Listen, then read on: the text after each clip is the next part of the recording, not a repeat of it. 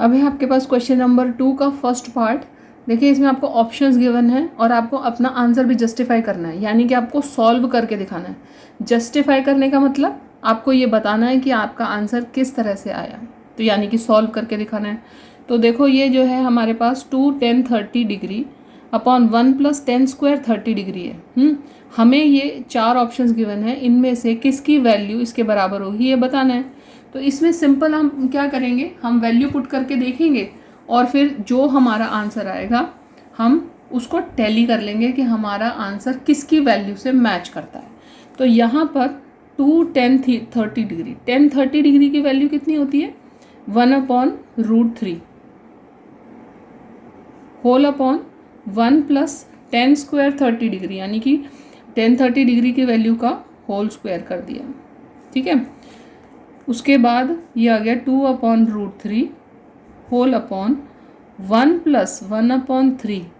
इसको हमने एलसीएम लिया 2/√3 होल अपॉन, इसको किया तो कितना आया ये 3 + 1/3 यानी कि 4/3। तो 2/√3 इंटू में 3/4, जो आंसर नीचे आया, जो नीचे वाला फ्रैक्शन है उसका हम रिवर्स करके दूसरी तरफ मल्टीप्लाई कर देते हैं।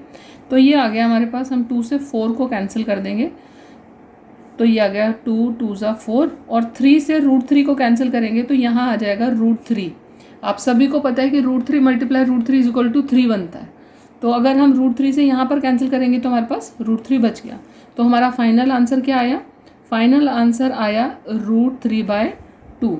अब √3/2 हमारे पास जो गिवन ऑप्शंस है उनमें से किसकी वैल्यू है। देखिए हम ऑप्शंस चेक करेंगे। सबसे पहला ऑप्शन है हमारे पास में sin 60 डिग्री। sin 60 डिग्री की वैल्यू कितनी होती है हमारे पास में √3/2, तो sin 60 डिग्री इसका आंसर हो जाएगा। cos 60 की वैल्यू होती है 1/2। ठीक है, sin 30 की वैल्यू होती है 1/2 और tan 60 की वैल्यू होती है √3। तो इसका मतलब केवल एक ही ऑप्शन बचता है हमारे पास, वो क्या है, वो है sin 60 डिग्री, आपका ऑप्शन नंबर 1A। ठीक है,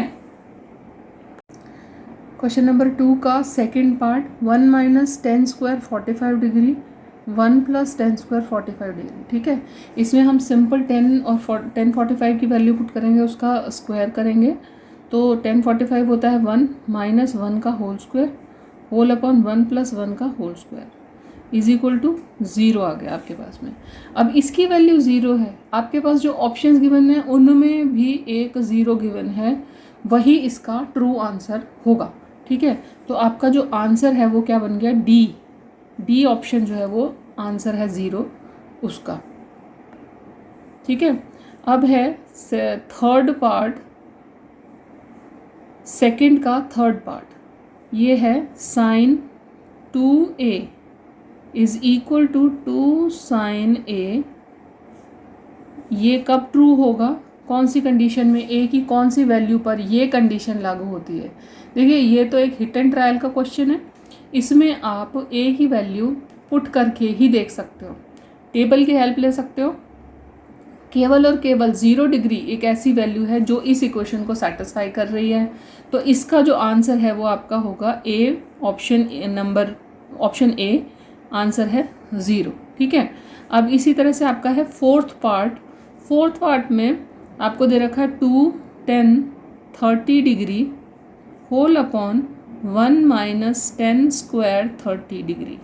ठीक है, इसमें आप 10 30 की वैल्यू पुट करोगे, कितनी वैल्यू होती है 10 30 की 1/√3, तो 2 × 1/√3 होल अपॉन 1 - 1/√3 का होल स्क्वायर।